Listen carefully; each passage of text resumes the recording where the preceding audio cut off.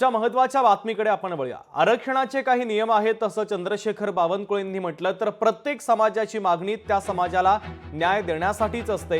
कुठल्याही समाजाची एंट्री केंद्राच्या परवानगीनेच होते। बंजारा समाजाच्या मागण्यांसंदर्भात त्यांच्याशी चर्चा करू। बंजारा समाजाच्या मोर्चा संदर्भात आता मंत्री बावनकुळे यांनी प्रतिक्रिया दिलेली आहे। प्रत्येक समाजाची मागणी त्या समाजाला न्याय मिळण्याकरता येत असतं, पण शेवटी आरक्षणाचे नियम आहे, कायदे आहे।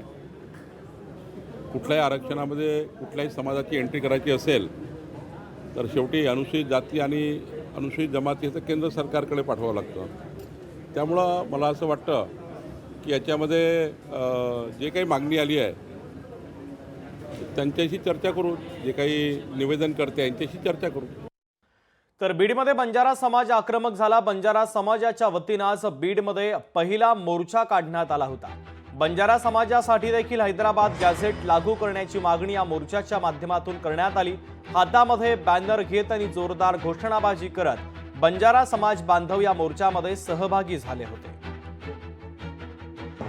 मराठवाड्यातील बंजारा समाज बांधवांना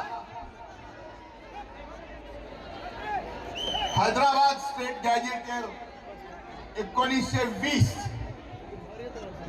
नुसार बंजारा समाज बांधवांना अनुसूचित जमाती प्रवर्गातून आरक्षणाचा लाभ देण्यात यावा, यासाठी ही अभूतपूर्व मोर्चा आज या ठिकाणी आला आहे। आपलं गोड समाज आहे, बांधव एकजुटी जमण्याचं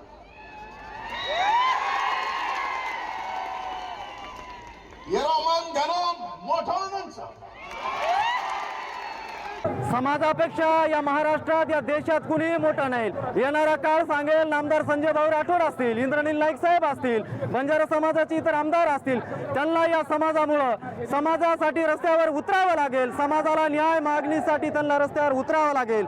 वेळ प्रसंग पडली त्यांना समाजासोबत राहून राजीनामा देण्याची वेळ आली तरी ते राजीनामा देतील, ही समाजाची त्यांच्याकडून अपेक्षा आहे। आणि नक्कीच वाटतं की बंजारा समाजासाठी संजय भाऊ असतील, इंद्रनील नाईक साहेब असतील, हे रस्त्यावर उतरतील। नाही उतरले तर समाज त्यांना भाग पाडेल। बंजारा समाज हा प्रत्येक तांड्यात वस्तीत एक पण लोक घरी राहू शकत नाही।